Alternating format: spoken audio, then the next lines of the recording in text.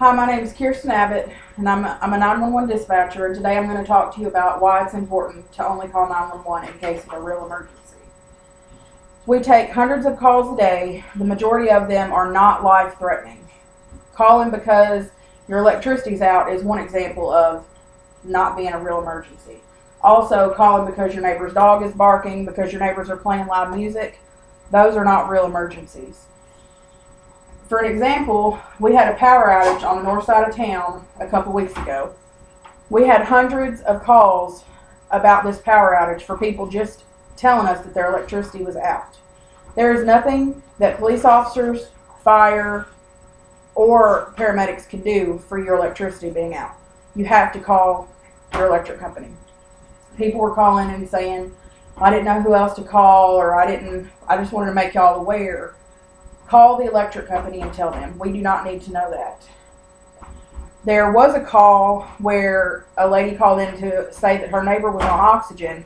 The oxygen could not function without the electricity, so she did need an ambulance to come out and set her up a backup battery or take her to the hospital so that she could stay on her oxygen so that she could breathe. We had so many 911 calls coming in at that point about the power outage plus everything else that was going on, just typical calls, that it actually ran over to our straight line phones. We only have so many 911 lines before it throws it over to another system. 911 always gets answered first. Straight lines get our last priority. So with all the other calls coming in that weren't actual emergencies, hers got pushed to the bottom and had to come in on the straight line. So it prolonged her getting a medic out there to help her when the other calls were not really emergencies. Another one of our biggest issues are cell phones. According to Montgomery County's 911 website, 25% of 911 calls come from landlines, which would be your home phones, Vonage, Magic Jack, which are voice over internet phones. Those will all provide us with an address so that we know where you are. The other 75% of calls come from cell phones. If you call in on a cell phone, we don't know where you are. It does not tell us anything but the phone number. With smartphones, most of them have a full touchscreen. And if there's a lock on them, and some phones, even if there's not a lock, they have an emergency call button. If you accidentally hit the emergency call button when it's in your purse or in your pocket, then it'll call into us. And it is our policy to stay on the line until the phone either hangs up or somebody gets on the line, because we have to make sure that they're not having a real emergency and just can't talk to us.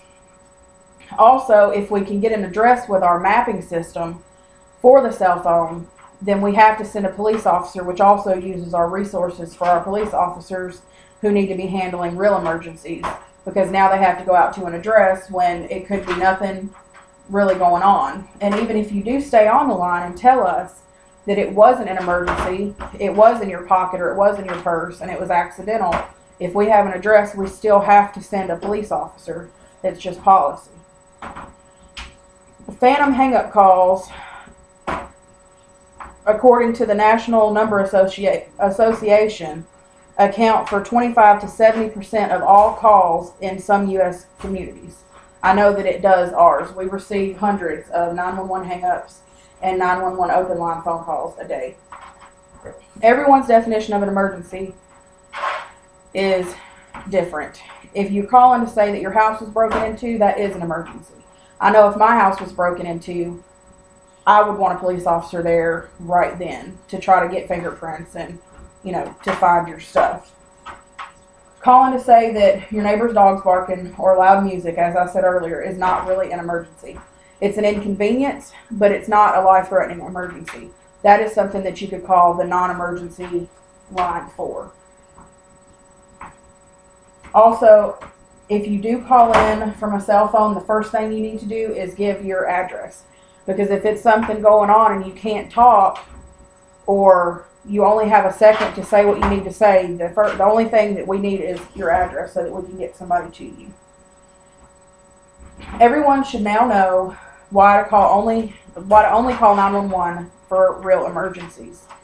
Make sure you educate your family and friends about this as well, so that the word will spread and hopefully we can cut down on non-emergency calls and phantom 911 calls so that the real emergencies can get handled as quick as possible. Also, I wanted to show you an example would be like on my phone. When you pull it up, it has the lock screen where you enter your PIN number to get into the phone. Right here at the bottom, it has emergency call on the bottom. If I hit that button, it's automatically going to call into 911. That is how people do it. If you let a baby play with your phone, they don't know the PIN number to get into the phone. So there's no way, they don't know what they're doing. They're just pushing buttons. That also accounts for a lot of our calls, is people letting children have the phones. So make sure you keep your phone secured and don't give them to babies. Don't put them in your pocket unless you know for sure that there's not an emergency call button. Thank you.